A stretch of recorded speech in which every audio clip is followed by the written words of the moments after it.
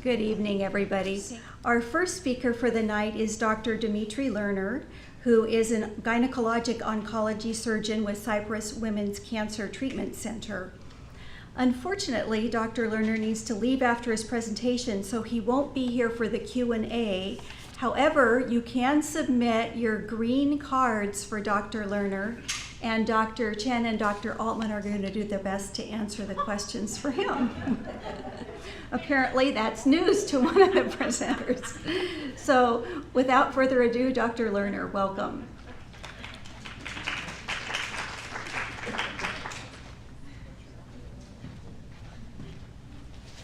All right, thank you for inviting me, and unfortunately I won't be able to be here for the questions, but if they're really pressing, maybe we can make arrangements for me to answer them somehow. So what I wanted to talk to you today about is kind of a brief overview. I don't want to go into too much detail about anything specific. I'll talk a little bit about gynecologic cancers and mainly focus on the surgical treatments and some issues that could be relevant. So in terms of gynecologic malignancies affecting women, the ones that I mainly deal with on a daily basis are uterine and ovarian cancer. And uterine is the most common gynecologic cancer in women. The ovarian is in second place, and then there's some more rarer types such as cervical, vulvar, and some esoteric entities that also come up. In terms of early detection, especially for it's an issue for ovarian cancer, which is generally known as having a silent onset. Unfortunately, we still don't have a good way of detecting ovarian cancer early. What we are really focusing on now is symptom awareness, persistent symptoms of bloating, discomfort, symptoms that persist over months is something that should raise suspicion, or at least raise clinical suspicion of the provider, and perhaps refer appropriate patients for an ultrasound. There are still trials going on looking for a screening test, something that we have with cervical cancer. A screening test is a test that picks up cancer in its early stage. A screening test should be readily available. It should also have high predictive value for the disease, and should be fairly cheap, not cost prohibitive, and not cause significant discomfort. One of the screening tests that's being looked at is ultrasound in combination with CA-125, and there are trials of that ongoing, and hopefully we'll get results of those trials in the near future.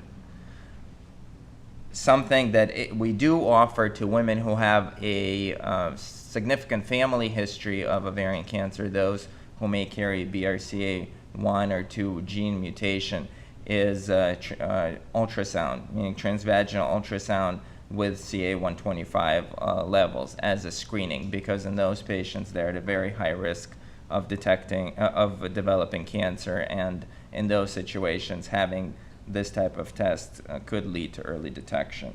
But for general population, we're not recommending having regular CA-125s without any symptomatology or regular ultrasounds, because if you don't have any symptoms, don't have really a need to get the test, it could lead to it could lead basically to unnecessary surgery and a lot of workup that may not be needed, because now you have a test that may show some abnormality, but you don't really know how clinically significant that is.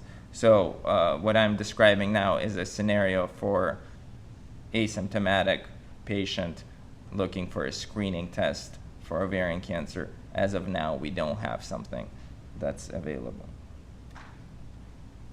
So the lifetime risk of developing ovarian cancer is 1 in 70.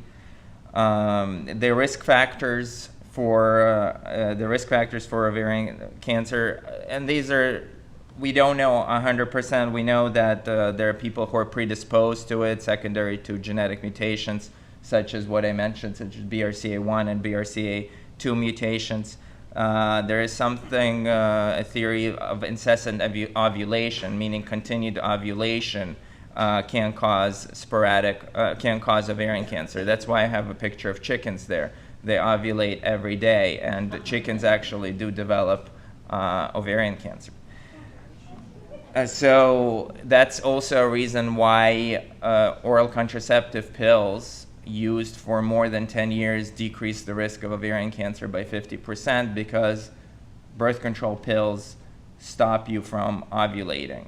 And if we think that ovulation could cause ovarian cancer, that stopping ovulation for a period of years decreases the risk. That's why also women who have who are pregnant, who are multiparous, meaning they have more than one child, are less likely to develop ovarian cancer than women who have no children, for the same reason that they stop ovulating during the time that they're pregnant and during the time that they're breastfeeding.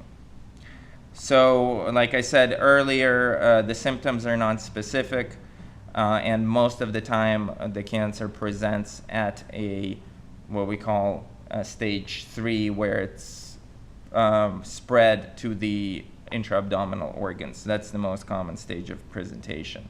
So we have treatment paradigms that involve chemotherapy or surgery, and generally we offer surgery, and the goal of surgery is to remove the majority of the tumor, what's called debulking surgery, to remove the bulk of the tumor. Many times these surgeries can be quite complicated, quite long, and can cause significant morbidity, meaning the recovery from them can be long, and they're not the right thing for all patients, especially if somebody is sick or not in a state of health that they could tolerate this operation. In those situations, we start with chemotherapy, and after a few cycles reassess the situation and offer surgery, and then continue with chemotherapy.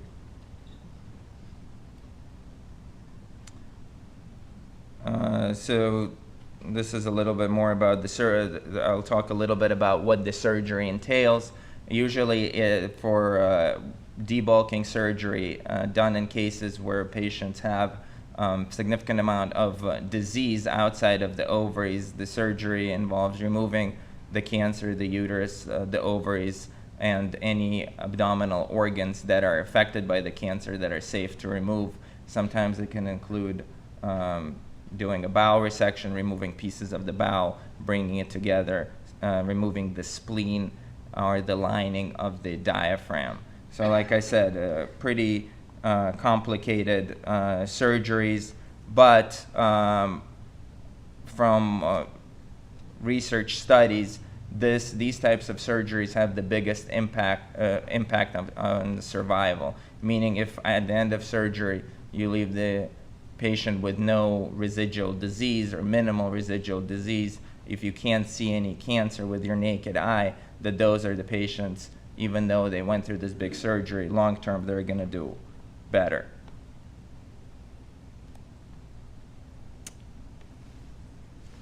Endometrial cancer. Endometrial cancer is the most common type of malignancy that we deal with, and the lifetime risk is 1 in 38 compared to 1 in 70 for ovarian cancer. And here there are two different types of endometrial cancer, something that's called type 1 and type 2. The most common type is type 1, and that's the endometrial cancer that's estrogen driven, and usually is seen in people who are obese, who have a lot of unopposed estrogens. The endometrial cancer usually presents in early stage. About 70% of the time it presents in early stage, and that's because we have a symptom. There is a symptom, which is vaginal bleeding, and most of the patients who develop endometrial cancer are postmenopausal, meaning that they stopped having their periods. So when you have vaginal bleeding, it's a concerning sign, and that's what leads people going to the doctor and getting an appropriate workup, which usually involves doing some sort of a biopsy and or an ultrasound. The treatment is usually surgical, which involves removing the uterus, the ovaries, the tubes, and the cervix, and doing staging procedure, which is removal of the lymph nodes, depending on the size, the type, and the type of the tumor. Most of the time, I would say at 60% of the time, in early stage disease, surgery can be curative, and adjuvant chemotherapy or radiation therapy is not needed. But that all depends on the pathology. That depends on what the size of the tumor, where it's located, what it looks like under the microscope, how aggressive it is. But overall, we're able to reach high cure rates and high survival rates in endometrial cancers. And endometrial cancers are related to obesity. And as you can see, these states where there's more obese people in red have higher rates of endometrial cancer.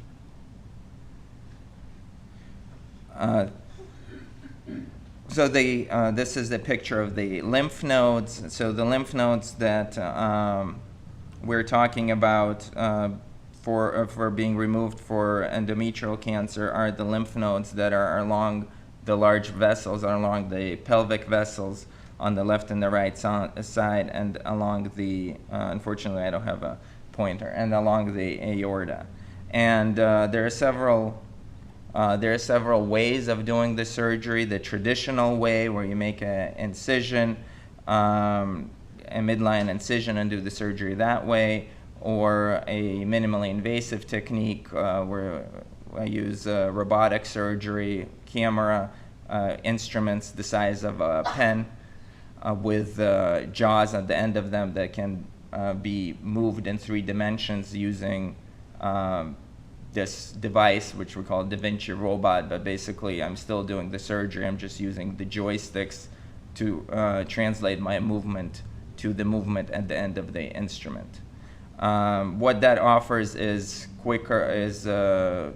decreased hospital stay. In traditional surgery, usually people stay in the hospital with a midline incision 3 or 4 days, sometimes longer, depending on the complexity of the surgery. With minimally invasive surgery, the stay is usually 1 day overnight, and the recovery is a little bit quicker. In terms of oncologic outcomes, they're the same.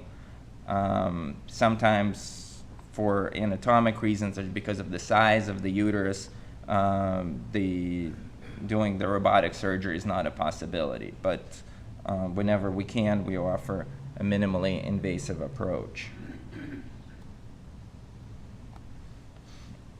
Now, cervical cancer is another cancer that's not common in the United States, but it is the most common cancer worldwide. And it's not common here is because we have a good screening program with pap smears, so the incidence of cervical cancer is declining, and hopefully it will decline even further as more people are getting their HPV vaccines, which can decrease the rate of cervical cancer and precancer. The cervical cancer is an infectious disease. It's caused by an HPV virus. 70% of them are caused by HPV 16 and 18, and those are the viruses that are in the vaccine. The vaccine causes immunity to those viruses, 16 and 18. And also it prevents genital warts as well. One of the vaccines prevents genital warts as well. So the vaccine is recommended for women 9 to 26 years of age. There's a possibility that that age will get extended, that maybe right now that it's FDA approved to 9 to 26, but 26 is kind of a number that was picked by the FDA because that's what we have studies available for now. But maybe in older patients, a vaccine may be a possibility further down the line as well. Some countries vaccinate boys as well. We don't do it here yet. But there is a concept of herd immunity, so there is theoretically boys and girls should be vaccinated. The treatments for cervical cancer, as I said, cervical cancer takes a long time to develop, to progress from a really mild precancer to cancer takes about 10 years. Therefore, that's why Pap tests are a good screening tool. They can catch it on its continuum of progression, and they're fairly easy treatments for precancer that involve a procedure that excises or ablates the tissue that's damaged with the virus. Once it gets a little bit further along from precancer to cancer, surgery is still an option, and once again, the surgery can be done traditional way or using a minimally invasive approach. Once the cancer kind of spreads beyond the uterus, then we're looking at other modalities such as chemoradiation, combination of chemotherapy and radiation, because we can't encompass the whole tumor with surgery alone, and we would need to add additional therapy, and that would increase the morbidity. So there are different treatment paradigms, and it really depends on the stage of the disease. But in early stage disease, which is what we most commonly see in this country, we're able to achieve cures in a vast majority of the patients.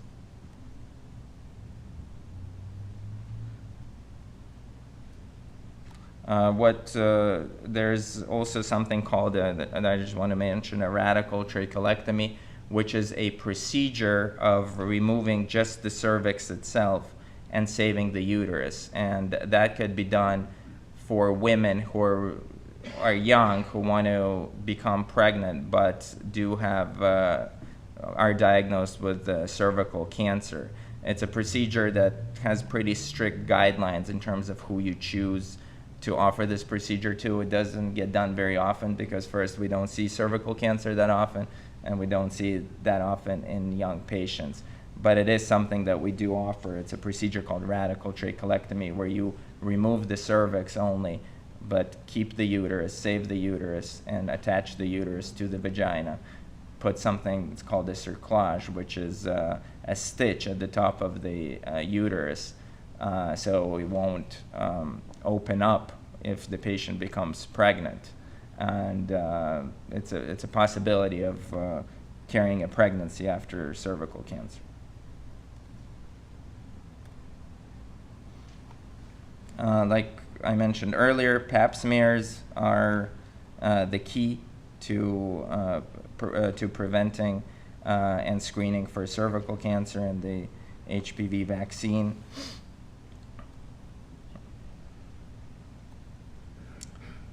We're almost done here.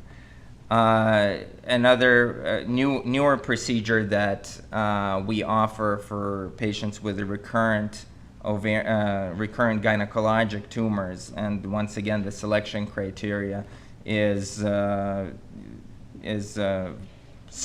strict, is something called hyperthermic intraperitoneal chemotherapy.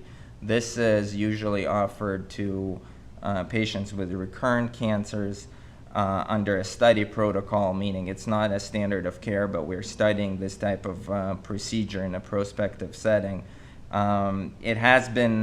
It's a procedure that has been around probably since the 70s. Basically, it involves doing a debulking surgery, something I mentioned earlier, and also at the time of surgery, instilling chemotherapy, heating up that chemotherapy to 41 degrees, and having that chemotherapy work for 90 minutes during the time of surgery. Once again, it's a complicated procedure. It does cause a significant amount of morbidity because what you're essentially doing is causing an intra-abdominal burn. But the idea is that the heat itself is cytotoxic. It also potentiates the action of chemotherapy, makes it work better. And in some retrospective studies, once again, nobody has compared people who had this versus who did it in a randomized way. It does make people live longer and have longer times between recurrence. And this type of therapy is for select group of patients who are in good physical condition and accept the risks associated with such a procedure.